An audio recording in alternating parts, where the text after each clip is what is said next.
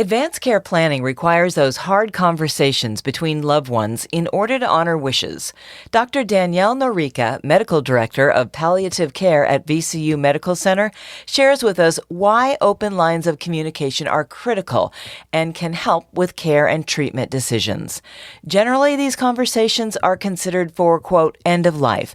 However, things can happen at any age, so it's important to have your wishes in order. This is Healthy with VCU Health. I'm Maggie McKay. Today we'll find out why the time is now to get your advanced care planning prepared. Welcome, Dr. Norica. Thank you so much for joining us and helping us understand why this is not something to put off for another day and the basics we need to know when making these tough decisions. So to begin, what is an advance directive or living will in Virginia? Yes, thank you for having me. So advance directives are forms, not only in Virginia, but in other states as well, that we use to document wishes in regards to healthcare in certain circumstances. And I do want to highlight that those documents are really based in a conversation, and that conversation is probably the most important part of this discussion, where an individual patient who is very sure of their goals and hopes and wishes for the future is able to discuss with whoever their decision maker is and their family what their wishes would be and have that conversation sort of serve as the launch point for that document. That document then is a testament to what is most important to that patient, and the document itself can be completed by a number of folks to include lawyers, as well as providers, so physicians or APPs, as well as social workers and chaplains at times. So we really encourage folks not only to consider the form itself, but also to consider really having those, and we know they are difficult, conversations with their loved ones about what's important to them in regards to their medical care. Do they have to be written down, or is an oral agreement okay? That's a great question. There are provisions in Virginia law for an oral agreement, but they are very specific, and many are not really aware without referencing back to the law of what they are. The safest way to make sure your wishes are known and respected is to actually have them written down in that form. Again, lawyers can sort of draft these for you, or there are forms that we use in a standard manner that are accessible on the internet and in medical facilities. And we really do encourage that to be the main way that we express those wishes because they are very easy to access and they are a very standard way for our medical teams to understand what those wishes might be. Sometimes the oral format doesn't have as much structure to it, and then it may be more difficult for those treating teams later in an emergency to really understand what the gist of that conversation and those wishes were. And is there an age limit, Dr. Norica? Do you have to be 18? For example, to write out a living will? Yeah, so these forms are intended for folks who are legally adults, so usually 18 and older, and folks who are overall able to understand their medical circumstances. There are patients who may suffer from illnesses that make it difficult for them to understand all of their medical conditions, and some of those folks have other family members or appointed guardians who might make their medical decisions, and these forms are not for those folks. But aside from that, everyone 18 and older could have this form at any time. And I know that sometimes when you're younger and healthier, it may seem like it's not a tool that applies to you, but we really do encourage everyone, no matter how young, to consider thinking through that process and giving family members an idea of what's important to them. As you mentioned before in the introduction, we never know what the future holds, and we always want to be prepared. And something I think might be confusing to a lot of people, the difference between advance directive, durable DNR, and power of attorney. How are they different? Yeah, that is a great question because I think the number of forms we have these days does lead some folks to sort of give up before they've even started with trying to figure out. So we discussed the advance directives as a tool for certain medical conditions that could occur in the future for any adult who is able to make their medical decisions. Part of that process can be naming what they call a healthcare agent or a power of attorney. And that is a person who can make decisions for you if you are ever in a circumstance where you can't make decisions for yourself. So if, for instance, you were in a terrible car accident and you weren't able to wake up and hear what the doctors had to say and answer questions, you will then have appointed a person who can do that on your behalf and help us make those medical decisions for you. And that's that power of attorney or healthcare agent documentation. The last is actually quite different than those first two, that Virginia Durable DNR. And that is different because it's an actual order form. So unlike the other forms I just spoke of, where a lawyer might help you prepare them or your healthcare provider might, this is an order that actually has to come from a healthcare provider. And what it tells any medical personnel in Virginia is that your wishes are, if your heart should stop, that you don't want to be what we call resuscitated or have your heart restarted. And that is something in Virginia that requires a provider order. There is a standard form for it, and if that is something that you would want for your health care, that would be a great conversation to have with the provider who's caring for you, because that advanced directive documentation is not enough to sort of perform that function. So we really want folks to be aware that there are certain forms that you might really need to talk to your provider about because they're more orders than these statement of wishes or appointment of agents. And what about power of attorney? So power of attorney is a difficult concept sometimes because it leads to a lot of confusion, I think, when well-meaning family members are coming in with paperwork and not exactly sure what they have. So a power of attorney broadly in law are folks who are able to act on your behalf in a certain circumstance. And the reason it's important to be aware of this is that if you have a medical power of attorney, that person is allowed to come in if you can't make your own medical decisions and make those decisions for you. But there are other forms of powers of attorney. For instance, you could have a financial power of attorney, and some families will come in with that paperwork, that financial power of attorney, and think that allows them to make medical decisions for that person, but that's actually a different form. So one thing we really try to advise everyone is to be very aware of what the forms that you have are labeled and what they allow you to do and don't allow you to do. And that way, patients can be very clear when they're appointing powers of attorney what they really expect that person to do. Is that person really just focused on helping manage their finances if they can't? Or is that person going to have a financial power of attorney and a medical power of attorney and help make medical decisions? It can be the same person, but you do need more than one form at times to accomplish that. And that's for when you're not capable of managing your property or your business affairs, correct? You are correct. When is an advance directive activated? So advance directives are forms that we have that we don't use at all while you are able to make your own decisions. So if you are in our hospital and you are fully alert and able to hear your medical information and participate in your medical decision by thinking through those decisions, we would not use that form at all. It would just be in the background. We would have it to reference if we needed it in the future. If, however, something happened where you were not able to be awake, so for instance, if you were in the intensive care unit and you were on a breathing machine and you were in a state where you couldn't respond, or you had a head injury per se and you were very confused, those would be circumstances where the providers who are caring for you may decide that you are not, at least at that time, able to think through the medical decisions that we need to make. And then we would use that form to reach out to your medical decision maker and have that form as a guide to medical decisions.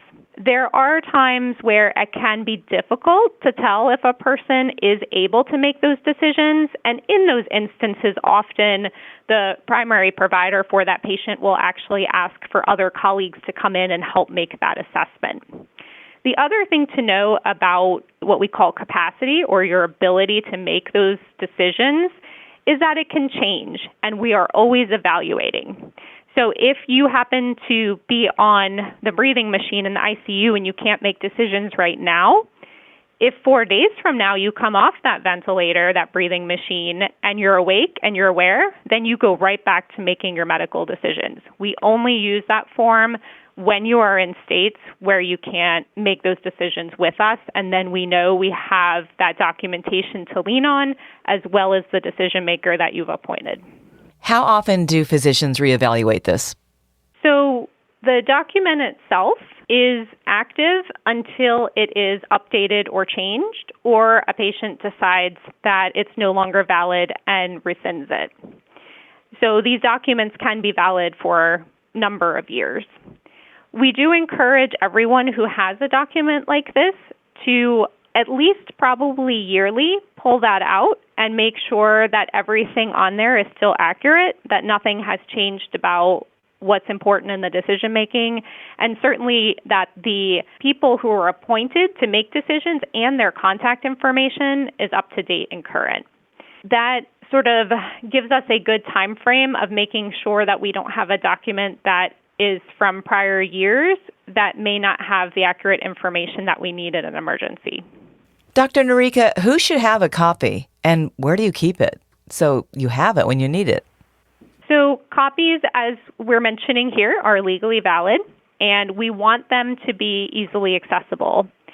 We, at a baseline minimum recommendation, really need your decision makers to have these forms easily available. If you think about it, if you're ever in an accident or something happens emergently, those decision makers might have to come in with that form so that medical team knows that they can involve them in your medical care and decision making. So it's very, very important that those folks have not only a copy of it, but the most up-to-date copy of it. So when you update them, remember, anyone who has these forms you have to update them with.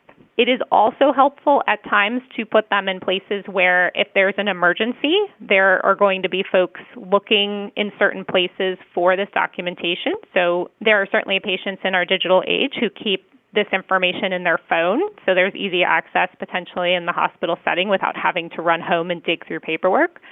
In a glove compartment, if there were an accident. There are also folks who have connections to either certain clinics or even hospitals and medical facilities because they have complicated medical backgrounds. It is often helpful for those health systems and clinics to have those documents on file. So if you come in an emergency and you cannot answer questions for us, we can access that information that we previously discussed and we have on file. Dr. Norika, what are some general pointers you would tell our listeners, things that we should know, just the basics? So I think the most important part is building up the courage to have that conversation. The form is something we focus on a lot, but what we really want to have folks do is reflect on what's important to them, what needs to be present as far as quality of life in order for that person to want to go through what can be very difficult medical therapies, and really to have an honest conversation with their decision makers about what that looks like. And I think when you've gotten to a place where you can do that and have that conversation as the basis, it becomes really straightforward to actually fill out that form. So I think we're realizing here that approaching this thoughtfully and really thinking about what's important to you and talking to your loved ones or decision makers is really kind of sometimes the barrier that's a little difficult to get over, but we encourage you to do it. And then the form flows really easily after that is done. When you are able to do these things, I will reflect back to you as someone who works in the hospital and has for decades, that families who are able to lean on these documents and conversations in making decisions are so relieved that they know from their loved one what they would have wanted. The ability to stand in that ICU, even when there's a whole lot going on that's very difficult to deal with emotionally, but really know that they truly have a sense of what that person, that patient in the bed would want, is a gift that I really honestly can't describe. And that is direct feedback from the families that I've cared for over the years. Absolutely. And one thing I learned the hard way, if you are having a lawyer do this, say with all your other legal documents, you should read this and talk with your spouse or whoever's going to be doing it on your behalf before you're in the office, because we hadn't discussed it beforehand. And so the lawyer's like, well, what do you want to do about this and this and this? And then the form. And I thought, boy, we should have had this conversation before we were writing it down with a third party. I hear you on that, and I thank you for sharing that anecdote because life is busy and these things are difficult to think about. And it's not until you sit down and really try to be honest and reflect on this that it comes to mind that it is really difficult to do these things. So thank you for bringing that forward. And I think that acknowledgement allows all of us to plan a little better how we might be able to overcome those barriers where it is difficult to think about these things and get to a place where we can have these plans made. Dr. Norika, can you tell us a little bit more about durable DNR, specifically in Virginia? The durable DNR, and then there's another form that is related to it called a POST form, physician order for scope of treatment, are direct provider orders that allow patients who may want limitations to some forms of medical care to describe that and have a provider sign an order that has to be followed in every medical facility in Virginia. So this allows folks who may be elderly and frail or may have an underlying illness that we can't cure, who may want certain types of medical treatments but maybe not others, to clearly have that in writing and ordered, and that is then a portable form that goes with them to any healthcare institution, which includes hospitals, which includes nursing facilities, EMS, emergency departments, and others. So I think for certain patient populations, those are both tools that can be used when that advanced directive we've talked about may not be specific or concrete enough to allow those sort of quick decisions to be made. Those advanced directive forms are really directed towards future states that we can't predict and giving us an idea of what that person might want in that situation, whereas the two forms that are provider orders are really concrete about applying to the circumstance that we know of that we're in now. And do patients have to bring these forms into the hospital every time they go? Because just as an example, elderly people, sometimes they're in and out of the hospital a lot. So it's always our recommendation to have the form available, as if we're going to integrate it into your treatment, we really need to be able to see it and know exactly what those decisions were. We spoke earlier that if you have an advanced directive, that it's really helpful to have it on file at the hospital and clinics where you get your care. Even though when you have it on file, having it on your person just in case to verify is always helpful and always makes it easier for your healthcare team to be able to look at the form themselves and be sure that we're providing the healthcare that lines up to those orders. Dr. Norika, thank you so much for walking us through this. It's a critical process that hopefully people do sooner than later. Daunting as it seems, you have put it in perspective and pretty much given us a better understanding of what needs to be done when planning advanced care. So thank you so much. Appreciate the time today. Thanks for having me. To find out more, please visit vcuhealth.org and search Advanced Care Planning. To listen to other podcasts from VCU Health, visit vcuhealth.org/podcast. This is Healthy with VCU Health. I'm Maggie McKay. Be well.